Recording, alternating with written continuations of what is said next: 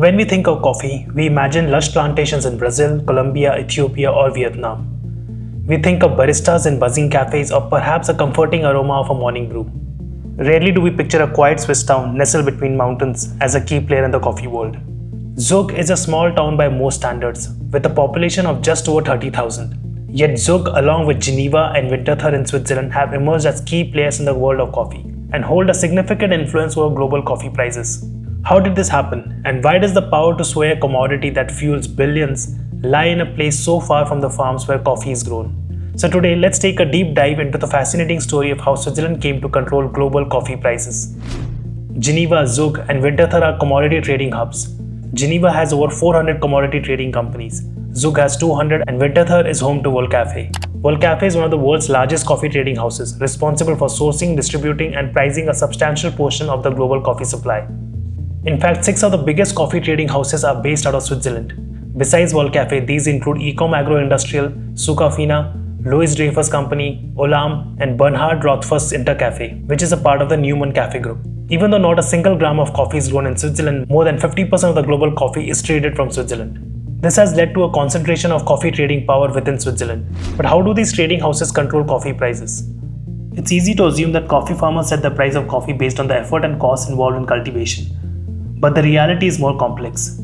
To understand how global trading houses control prices, it's important to understand how the coffee supply chain works. There's a farmer at one end who grows green coffee beans, and then at the other end, there is you, the final consumer. In between, there are multiple middlemen. Brazil, Colombia, Vietnam, Indonesia, and Ethiopia are some of the biggest producers of green coffee in the world. The farmers in these countries sell their green unroasted coffee to the cooperatives, who then sell it to the bulk exporters. These exporters are also based in the coffee origin countries. Then come the international trading houses like Volcafe, Ecom, and NKG. They buy coffee from the bulk exporters or directly from the cooperatives. These trading houses then sell it to roasters, brands, and institutional buyers like Nestle, Starbucks, and Lavazza. The roasters roast the green coffee, process and package it in different forms like instant coffee or capsules, and then sell it to the retailers. The retailers are supermarkets, cafes, online platforms, and hotels that sell it to us, the final consumers.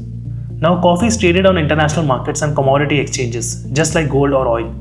The main ones are the Intercontinental Exchange, or the ICE, in New York for Arabica coffee, and the London International Financial Futures and Options Exchange, or LIFE, for Robusta coffee.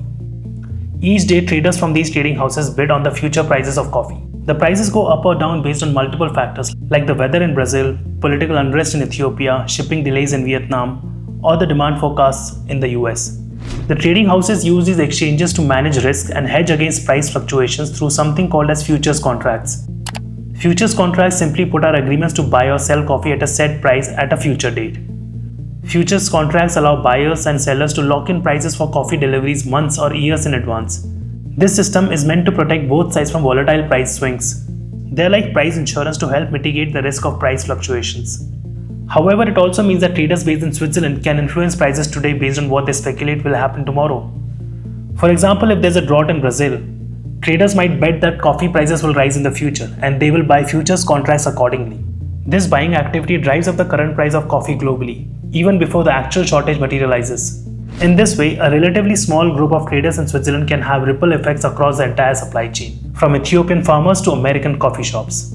Big coffee buyers like Nestle and Starbucks lock in prices months in advance to avoid surprises. Additionally, the Swiss traders also exert comprehensive control over the entire supply chain. Companies like Ecom Agro-Industrial and Volcafe manage a lot of logistics and infrastructure required. They own or lease warehouses, drying mills, and transport chains, decide when, where, and how much coffee gets shipped, and control shipping flows and inventory in key trading hubs. Traders often pre-finance crops or provide loans to cooperatives. This creates dependency, making farmers and exporters reliant on their terms. At the same time, Swiss traders maintain large stockpiles of green coffee because Swiss law requires coffee importers who trade more than 500 tons of green coffee annually to maintain government-subsidized stockpiles of coffee. These stocks amount to about 15,300 tons of green coffee, sufficient for roughly 3 months of national consumption. The main purpose of this stockpiling is to ensure supply security. But this control over the physical inventory has a significant impact on coffee prices. Another role played by the traders is that of blending. Blending is one of the most powerful and underrated ways in which traders control quality, consistency, and pricing in the coffee supply chain. Blending is the process of mixing beans from different origins, farms, and even harvests to create a specific flavor profile, aroma, body, or price point, tailored to the needs of large roasters or brands. Big brands like Nescafe, Starbucks, or Lavazza want consistent taste year-round. So traders mix beans from different countries like Brazil, Ethiopia, and Colombia to recreate the same taste, even when harvests vary. If Colombian beans are expensive this season, traders can substitute part of the blend with cheaper Vietnamese or Honduran beans, still meeting flavor specs but cutting costs. Traders may mix lower quality beans in small percentages with higher grade coffee to balance out defects, especially for instant or capsule coffee. This is common in mass market brands where traceability or single origin status is not the priority. Because traders control the blending recipes, origin sources, and logistics, they act as the gatekeepers of quality and pricing and can shape what millions of consumers taste daily. If you have read the labels on the coffee brands sold in supermarkets, most don't disclose origins. They will just mention something like 100% Arabica or medium roast. So why Switzerland? Why not London, New York, or even coffee producing countries themselves? The answer lies in Switzerland's favorable business environment. Low taxes, political neutrality, and a reputation for financial discretion make it an ideal place for commodity trading companies to base their operations. Additionally, Swiss cities like Zurich and Geneva are global financial hubs, which provide easy access to international banking and investment services. Over time, Switzerland developed a complex ecosystem where commodity traders, logistics experts, and financial analysts coexist. Switzerland also has a time zone advantage. Its central European location allows traders to connect with Asian markets in the morning and American markets in the afternoon. It's important to note that Switzerland's influence extends beyond coffee. The country is also a major player in the trading of metals, oil, and agricultural products like grain, sugar, cocoa, and cotton. One of the biggest metal trading companies in the world, Glencore, is headquartered in Bar near Zug. And Switzerland is not just a trading hub. It is also a critical node for processing, value addition, and branding within the global coffee supply chain. Roasted coffee exports from Switzerland were worth approximately 3.5 billion Swiss francs in 2023. Making it the world's top exporter by value. Yes, Switzerland is the biggest exporter of coffee by value. Much of this comes from capsule coffee exports, not bulk roasted beans. Nespresso is the biggest player in the capsule coffee market. While the global farm gate prices for unroasted green beans range from $3 per kg to $6 per kg, packaged branded coffee sells for almost 5 times the price. And capsules are sold at almost 20 times the price of green coffee beans. And the prices for capsule coffee can go up to $100 per kg. This shows how uneven the value chain is, rewarding processors and marketeers far more than the growers. As prices for green coffee remain volatile and low, farmers struggle, while Swiss firms report record profits. The centralized pricing power in Switzerland benefits some, while being disadvantageous to others. Large-scale coffee buyers like Nestle and Starbucks often enjoy favorable contract terms and stable supply chains thanks to their relationship with traders in Switzerland. This allows them to manage costs efficiently and maintain profitability. On the other hand, coffee farmers, especially smallholders in developing countries, have little to no influence over the prices they receive for their beans. These farmers are at the mercy of a complex web of global pricing mechanisms that they barely understand and certainly cannot control. When prices fall due to speculative trading or oversupply predictions, it is the farmers who bear the brunt. Their incomes drop, sometimes below the cost of production, pushing them into cycles of debt and poverty. There is a growing movement advocating for greater transparency and fairness in the coffee supply chain.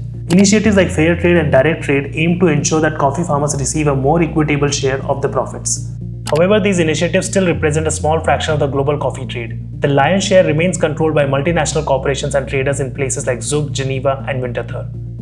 This raises the question, can a system centered around profit maximization ever truly be ethical? Systemic changes could help address the imbalance in the global coffee trade.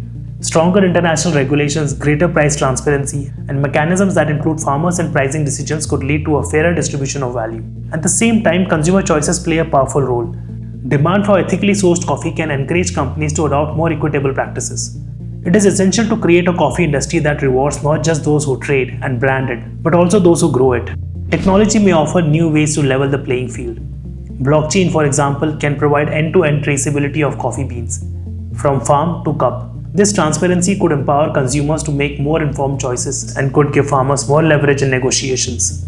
Some startups are already piloting blockchain-based coffee supply chains that allow consumers to tip farmers directly or verify the ethical sourcing of their coffee. One such example is Bex 360, which uses AI and blockchain to track coffee from farm to cup, enabling real-time payments to farmers and full transparency for consumers. While these initiatives are still in their infancy, they hold promise for disrupting the traditional power structures dominated by traders in Switzerland. The story of Switzerland and its influence over global coffee prices is a striking example of how influence doesn't always reside where you might expect. So the next time you sip your coffee, remember who really has a hand in setting its price. Your coffee is not just coffee. It's a global game of influence brewed in boardrooms, not farms. That brings us to the end of the video. My name is Ajay and this is Alive and Curious. And if you like the video and for more such stories from around the world, please like, share and subscribe to the channel. You may also consider becoming a member of the Alive and Curious community, which will give you access to the exclusive perks. Thank you. See you in the next one.